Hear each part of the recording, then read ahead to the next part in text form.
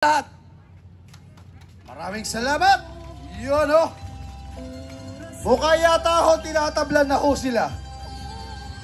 Mga kababayan, tinatablan na. Nagdodoble na ng bakod. Talagang ganyan ho ang baboy. Ha?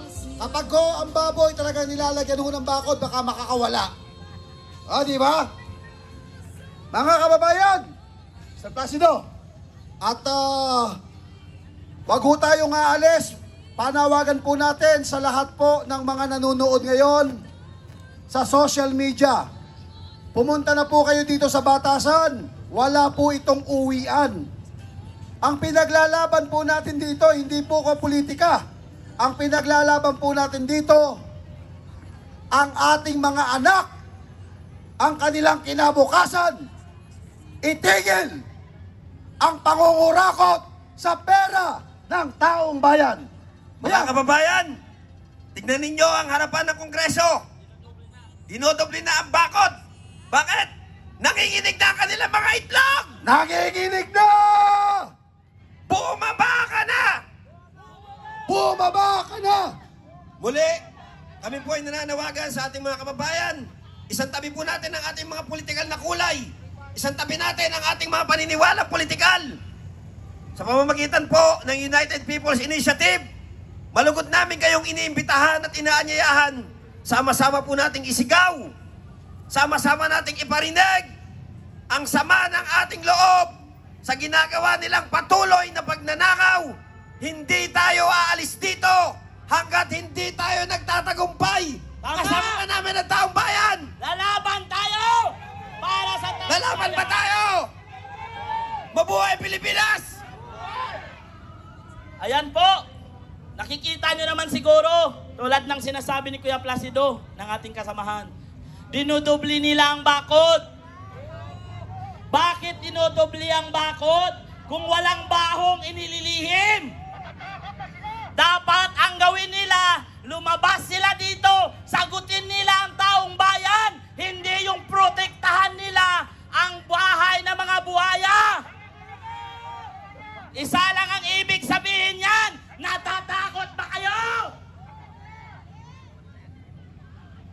Dapat Media at ngayon sambayan ng Pilipino, sa lahat po ng nanonood at sa nasa kanilang kanya-kanyang mga opisina, kami po ay nananawagan sa inyong lahat na makisa at pumunta rito sa House of Representatives upang magkakaisa.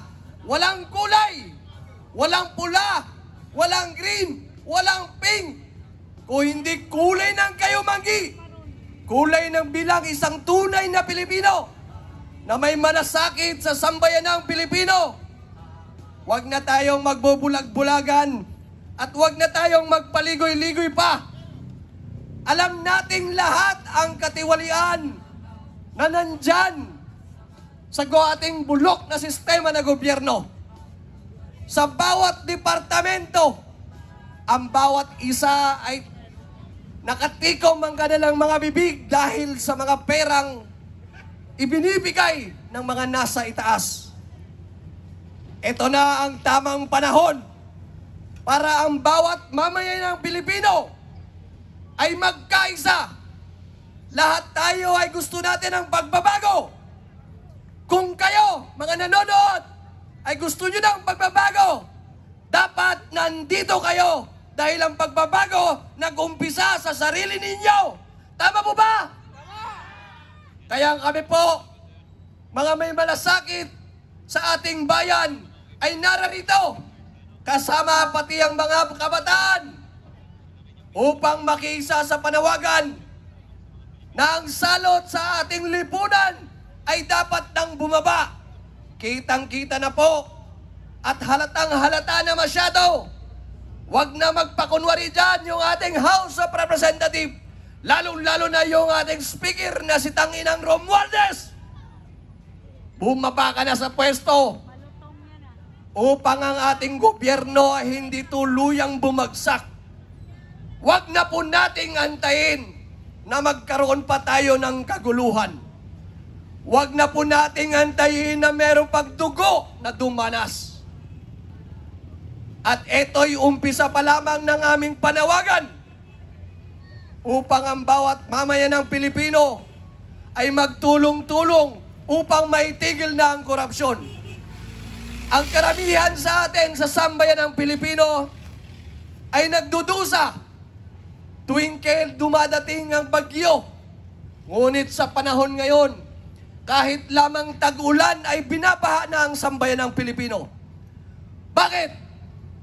Kasi po dahil sa mga kurakot na mga taga-DPWH, mga kurakot na nasa gobyerno, mga kurakot na kontraktor, at mga kurakot ng bawat mga Pilipinong nakikiisa doon sa korupsyon.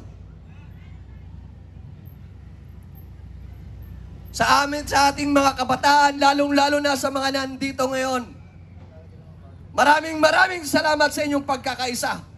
At sa lahat ng mga nanonood, tinatawagan natin na pumarito kayo dahil hindi tayo titigil hanggat ang puking inang Romualdez na yan ay bababa sa kanyang pwesto.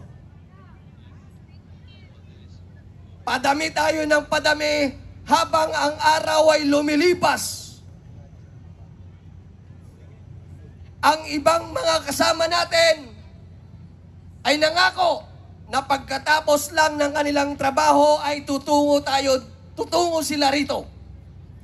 Kung kaya't asahan ninyo na habang lumilipas ang oras, tayo ay dadami ng dadami upang makiisa sa panawagan ang pagtigil ng korupsyon.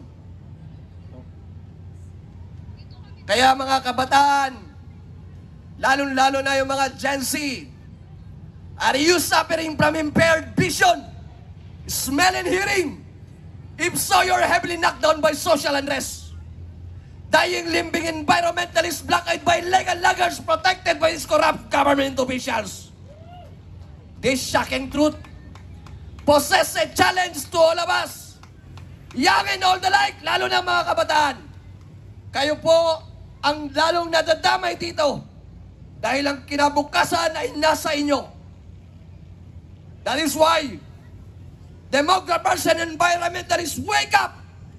Kailangan po nating magising.